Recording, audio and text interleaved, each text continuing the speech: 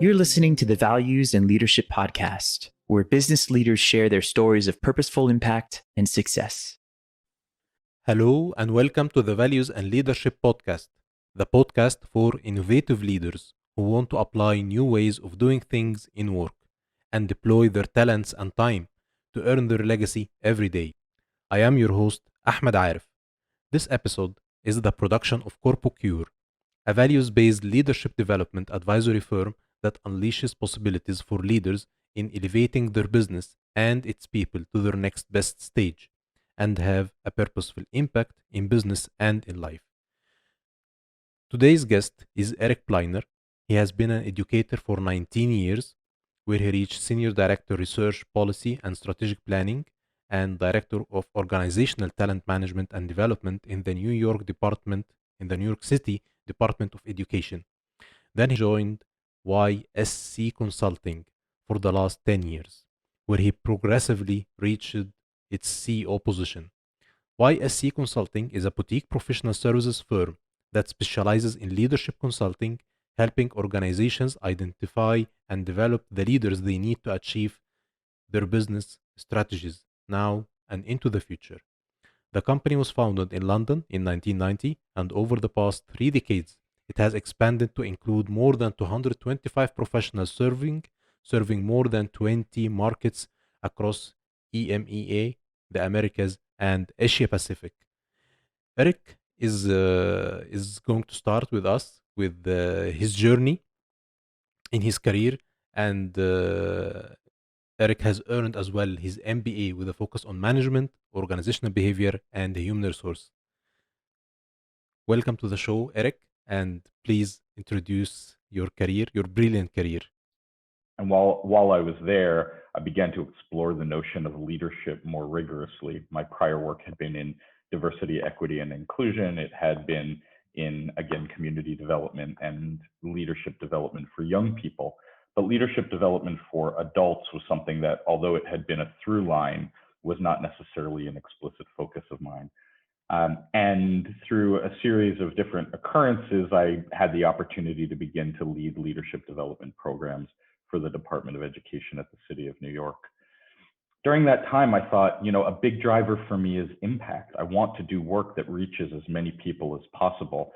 And I rethought my dismissal of the private sector. I opted to go back to school, and I went to business school at the City University of New York with the intent of applying business principles to social justice work.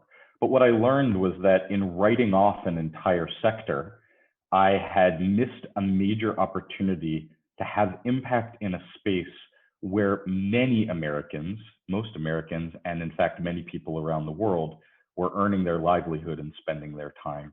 And I began to think about what could be my opportunity for impact if I did leadership development work and leadership change work in a corporate context.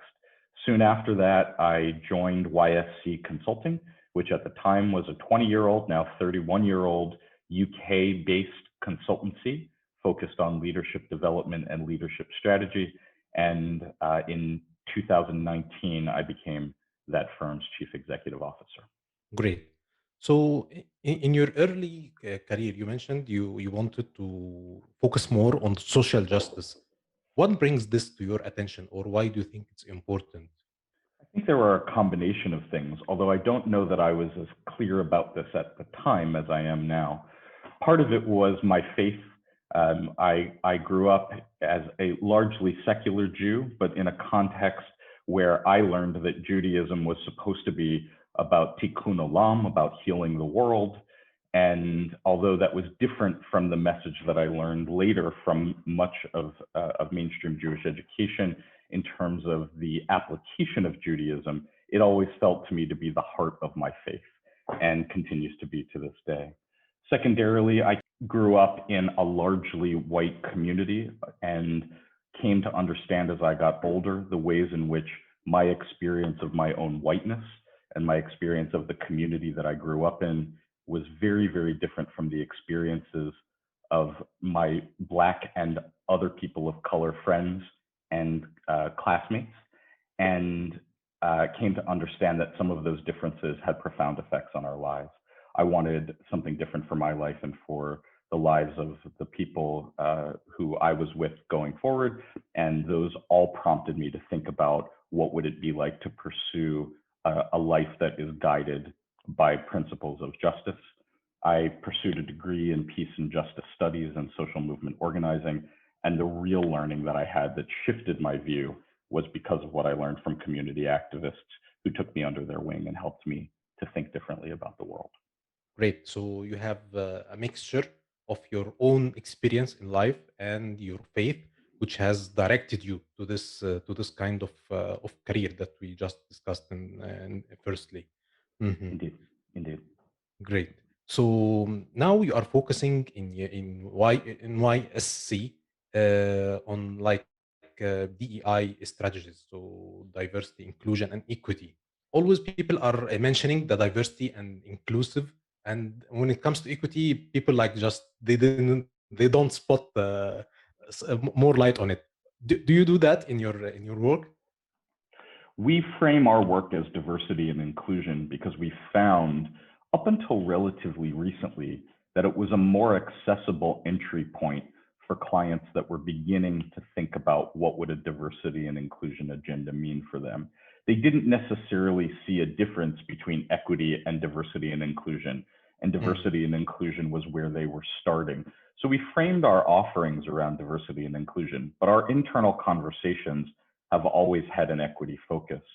Part of what we would suggest is that organizations that don't prioritize understanding equity and differentiating equity and equality, but pursue a diversity and inclusion agenda, will find that that agenda becomes very difficult to sustain in any meaningful way.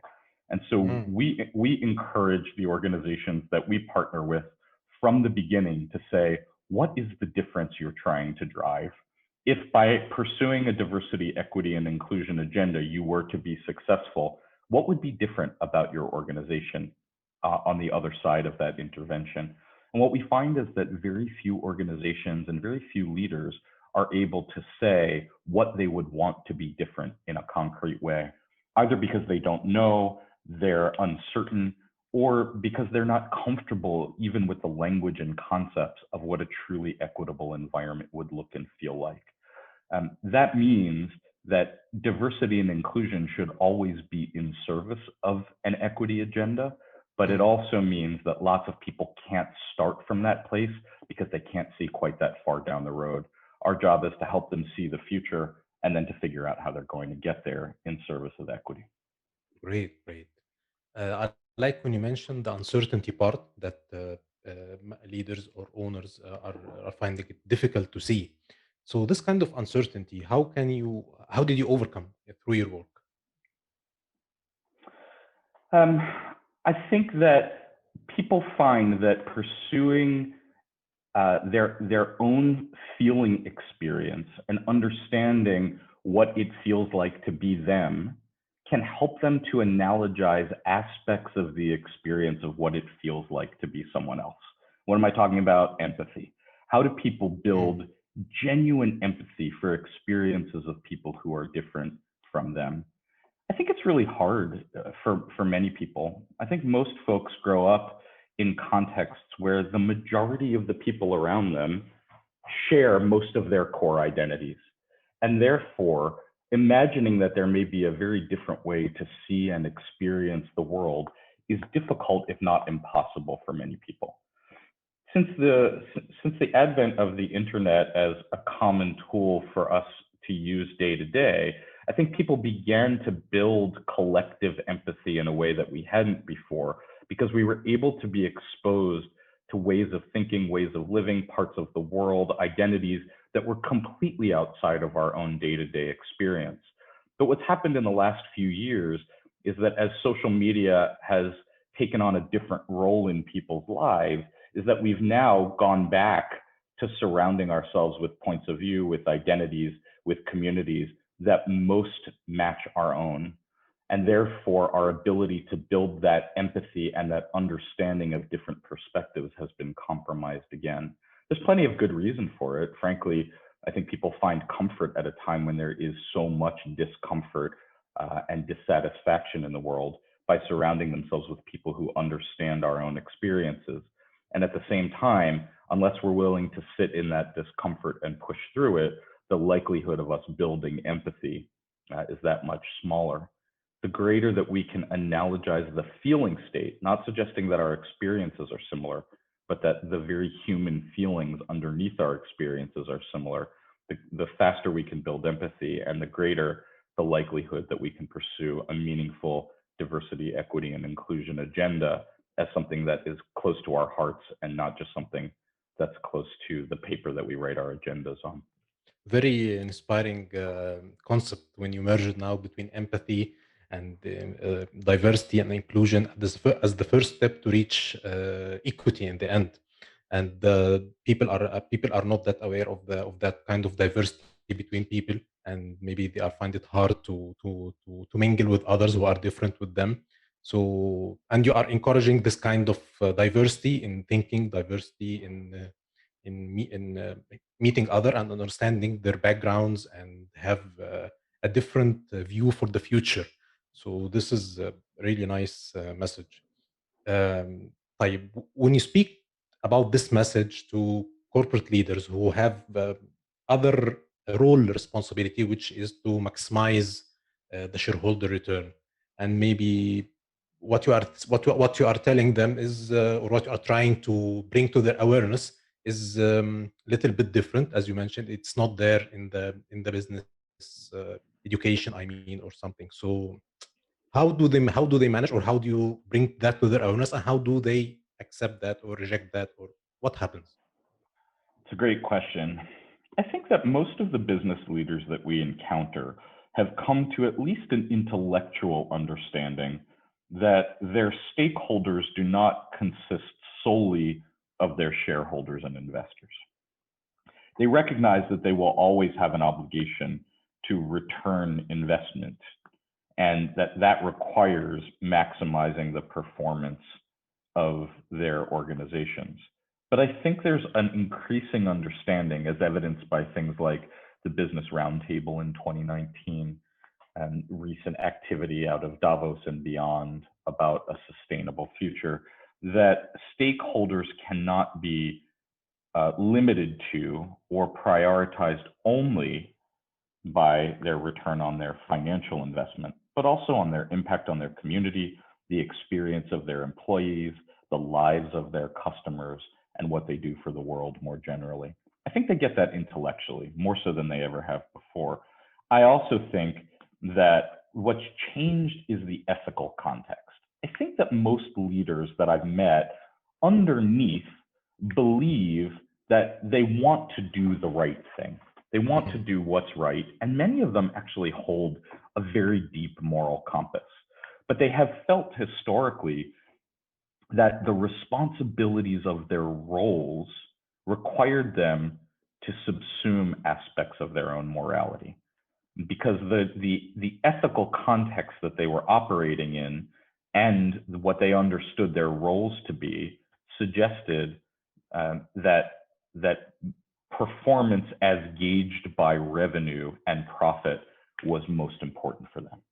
Now, as the ethical context is shifting and the world is beginning to wake up to both the risk of business and the power of business to drive good, they're starting to say, well, actually, my role and the context that I'm operating in actually aligns to what I believe morally, and I can be bolder about that. It worries me slightly. It worries me initially, did they not think that it was right to pursue what they believed morally before, or did they believe it was right but lack the courage to push that agenda? Regardless of what the reason was in the past, the alignment of those three dimensions, their personal morality, the ethical context that they're operating in, and the shifting understanding of their roles, means that leaders can pursue with real confidence an agenda that allows them to bring those things to bear successfully and in line with each other. Great concept. You mentioned a lot there. But I would like to make that more vivid. Do you have like an example for a leader? No need to mention the leader name, no need to mention any kind of industry. But I mean, do you have like an example where this kind of aligning the morals and the ethics and the role responsibility it seems conflicting before, but after you have this kind of discussion or this kind of meeting, it becomes more vivid in the leader mind and heart. I think I imagine that many of your listeners can even think of examples in their own day-to-day lives. So I don't think this is limited only to the senior-most leaders, but I'll give you an example that I think brings it to life. I think historically, many organizations felt, and therefore their leaders felt, that if what was most important was performance, that what people did was more important than how they did it. And so that meant that as long as you were delivering, the nature of your behaviors, the nature of your interactions was allowed to be overlooked. If we look at the entertainment industry, for example, there are a number of prominent film directors, of prominent artists in Hollywood who were considered geniuses for the quality of what they delivered and for the performance of their products for their film studios and for their companies.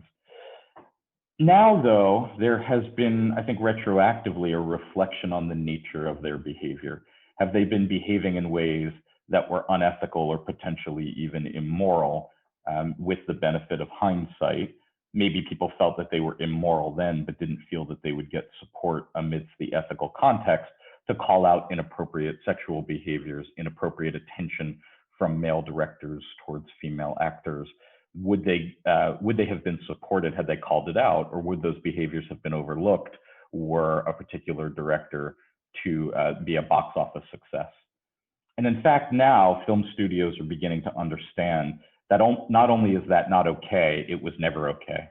And so with the benefit of hindsight, the reflection on those particular works of art is different.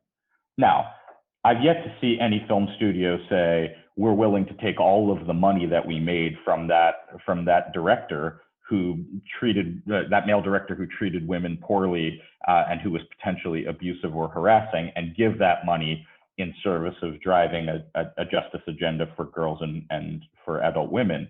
So I think there's still work to do to say, how do we correct the behaviors of the past? But what I will say is, the discussion about what it means to be a leader, what is considered acceptable or unacceptable in that context, has shifted wildly even in the last 5 years.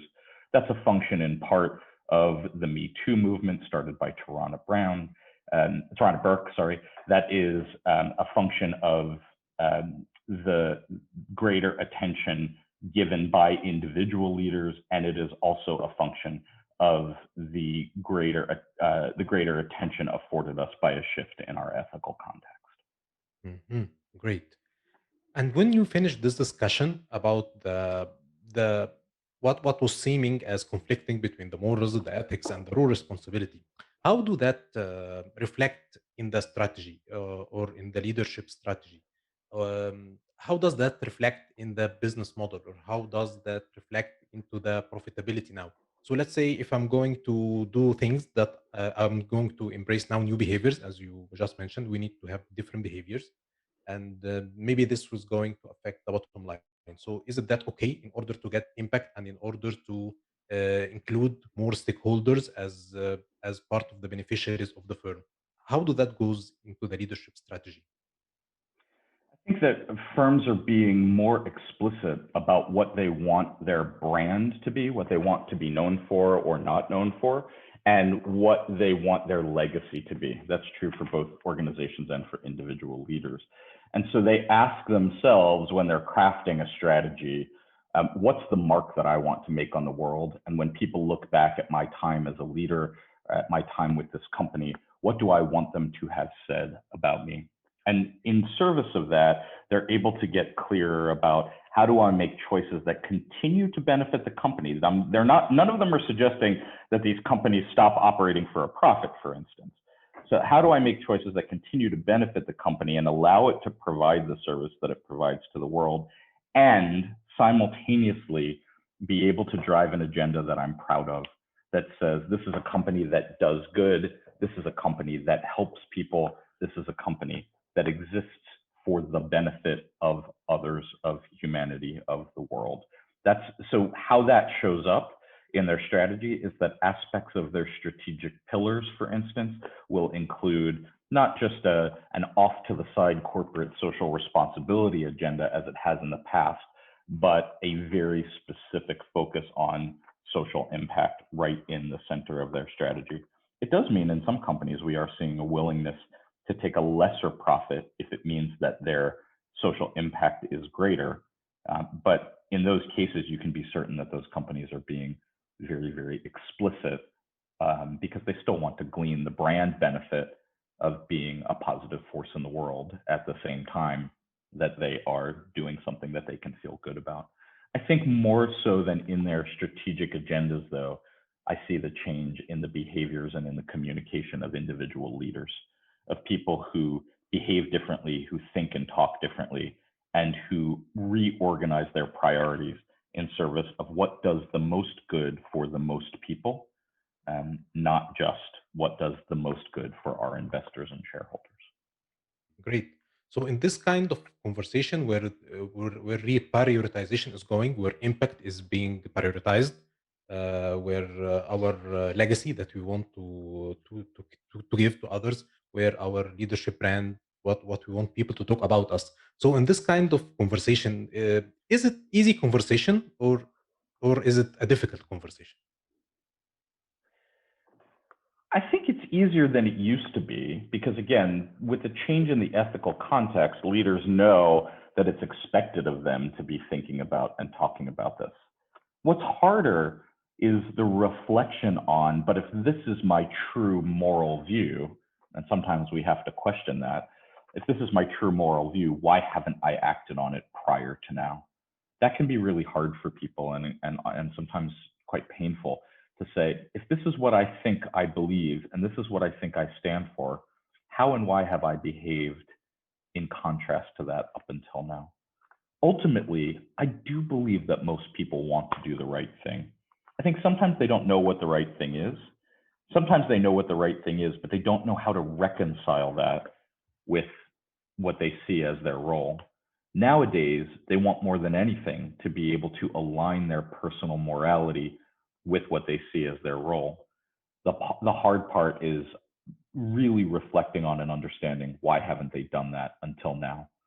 And there's an important piece that I haven't mentioned yet, Ahmed, which is that I think talking about morality is really scary for people.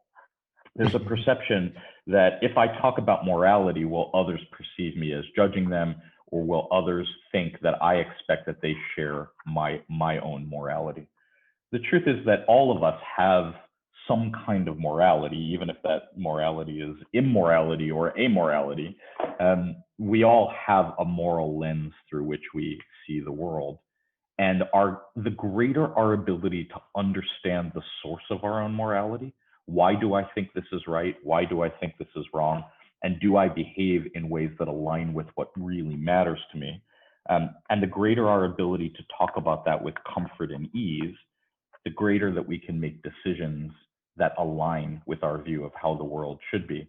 It also means that when we encounter people who don't share our views of our own morality, that we can have a real conversation in a way that is personal without being attacking, in a way that feels meaningful and intimate without being hateful or angry, and recognize that we can and indeed have to coexist in service of making the world a better place.